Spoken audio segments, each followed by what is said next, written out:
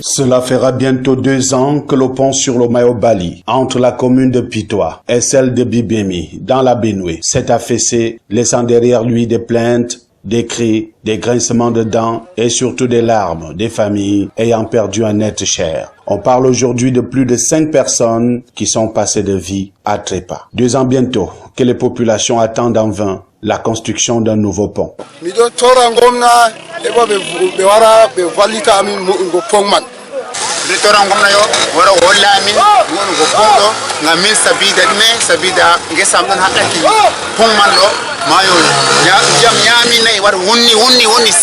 Les informations glanées ici et là nous ont laissé entendre que les pouvoirs publics avaient pris en main le dossier de construction d'un autre pont sur le Mayo-Bali, mais à quand finalement le démarrage des travaux. L'on serait-il face au « on attend le pont ne vient pas » pour paraphraser un célèbre chanteur camerounais de regrettée mémoire. Les populations, les élites du Nord en général, et celles de Bibemi en particulier, scrutent chaque jour le moindre geste des engins à cet endroit, espérant un démarrage éventuel des travaux qui des mois après mettront sans nul doute un terme au calvaire subi par les populations. Malheureusement, c'est toujours le statu quo. D'autres informations ont laissé entendre que c'est désormais une affaire du Conseil régional du Nord. Et si c'est dans le cas, il y a lieu de rappeler que les conseils régionaux ont vu le jour il y a peu et certains n'ont même pas encore de budget, voire de locaux pour pouvoir travailler, ce qui complique davantage la tâche. Entre-temps, et en attendant que le voile se lève, ce qui fait quoi? C'est la souffrance généralisée. Surtout pour les populations de l'arrondissement de Bibemi et celles voisines du Tchad qui ont vu leur mouvement désormais limité dans le cas des échanges commerciaux à cause de ce pont affaissé. Des échanges quasiment au pont mort et qui assèchent du coup les caisses de la commune de Bibemi. Mais le commerce n'est pas le seul secteur touché par cet affaissement. Vous voyez, ce pont a été coupé depuis il y a déjà 2 ans. Toutes les activités économiques de l'arrondissement de Bibemi sont bloquées entre Bibemi et Pitois.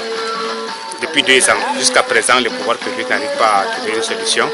Et au moins chaque saison de pluie, c'est au moins 5 à 4 âmes qui perdent sur ce fleuve que vous voyez là. Je peux même dire ça, Mayo.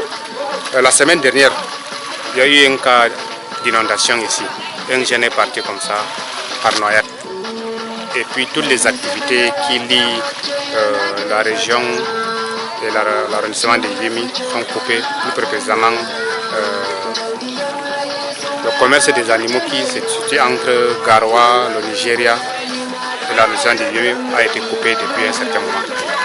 Dans saison chaude, c'est grâce à la soie de coton qui a cette déviation que la population parvient à joindre la ville. Actuellement, pour aller en ville, il faut soit contourner par là. Donc, Pongdo Digayewi, Torre Aminwa, à Wakati Ferre même, il n'y a pas de sapo, il y a mai. Donc, activité du pat derrière, à Sampo, Andi Pat, Wartisei, il y a Efta, Motohado Erna, Warti Himbe Mabedolo under Kombal, Warti Bana, Kombal, Warti Bana, moyen de transport.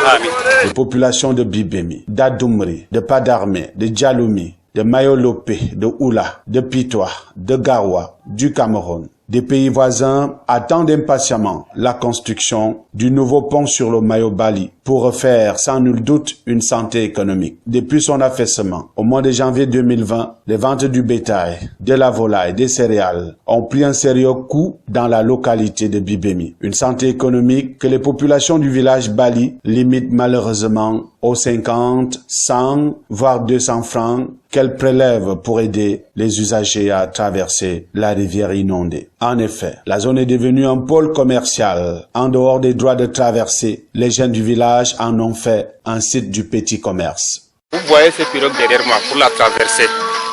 Il faut payer 200, 300, ça dépend en fonction de la charge que vous portez transporter. C'est devenu déjà un pôle de commerce pour ces riverains qui profitent avec leur pirogue.